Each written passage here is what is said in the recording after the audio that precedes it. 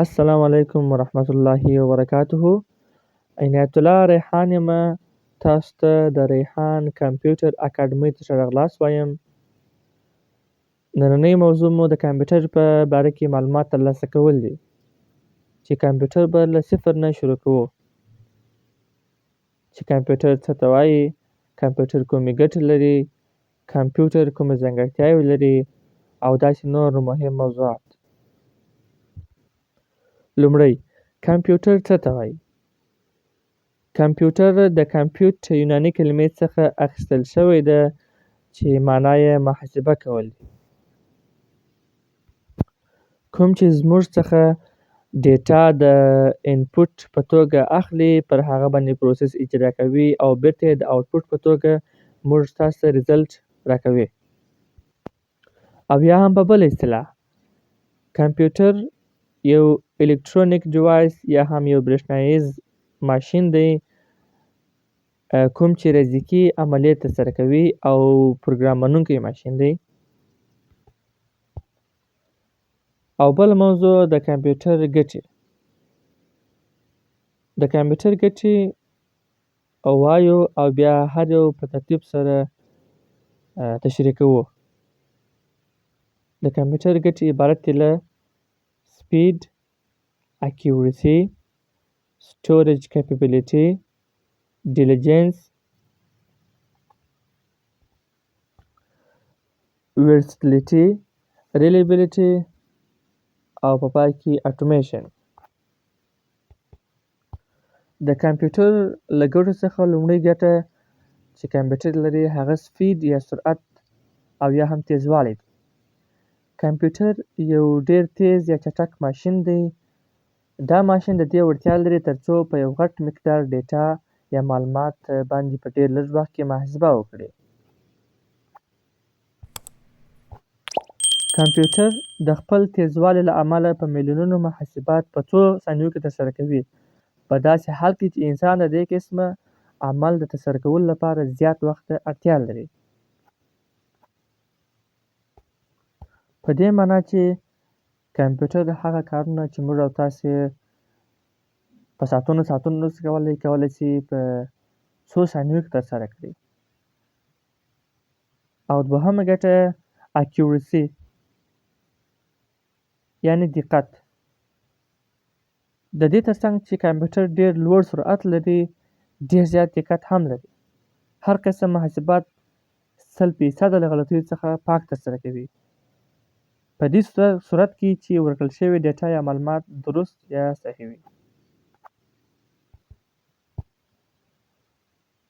دریم، سټوریج کیپیبلیټي. کمپیوټر د ډیټا د ساتلو یا ذخیره کولو قابلیت لري.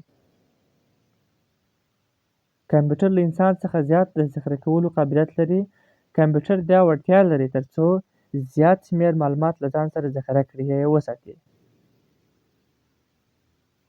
او کمپیوټر کولی شي چې هر ډول معلومات له ځان سره ذخیره کړي، که هغه آډیوز وي، که هغه پیکچرز وي، که ټکسټ وي، که ویډیوز وي او داسې نور.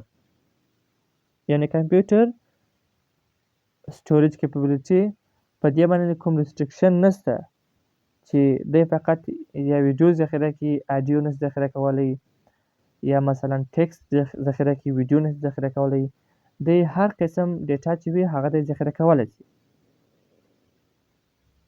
او نسبت انسان ته په زیاته اندازه د ساتلو قابلیت لري.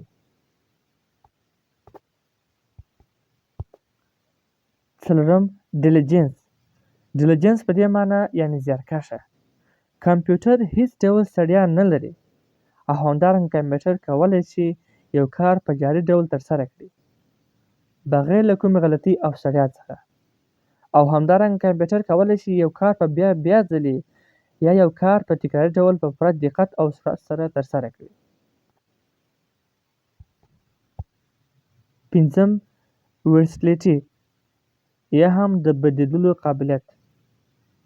کمپیوټر د نورو ګټو سربیره یو بله مهمه ګټه همدا ده چې کمپیوټر کولی شي په یو وخت کې څو وظیفې ترسره کړي. مثال لکه په یو وخت کې یو پروسس ترسره کول او د هغې تر څنګ د تاش یا هم پټۍ ګیم یا هم لوبه کول یا هم یو بل پروسس کول. یعنې موږ کولی شو چې همزمانه څو وظیفې کمپیوټر ته ورکړو او دی ترسره کړي. بله ګټه ریلیبیلیټي یا هم د باور وړ.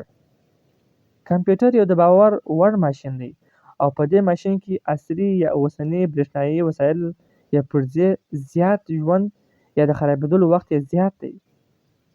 او همدارنګه کمپیوټر داسې ډیزاین شوی یا جوړ شوی دی ساتنه او په هغه کې بدلون راوستل اسانه دي. او بله ګټه اټومیشن. کمپیوټر یو اتومات ماشین دی. کمپیوټر کولی شي په اتومات ډول کله چې موږ د کمپیوټر ته یو پروګرام داخل کړو یا انپوټ کړو هغه پروګرام پرته زموږ له لاسوهنې د کمپیوټر په میموري کې ذخیره کیږي او بیا پروګرام او انسټرکشن یا لارښوونې د ورکړل شوي پروګرام اکزیکیوشن یا چلېدلو کنټرولوي. دا هغه ټولې ګټې وې کوم چې له کمپیوټر څخه پرته بل څوک نه لري. نو نننۍ ویډیو مې همدومره وه. انشاءالله په راتلونکي کې به نور درسونو ته دوام ورکوو.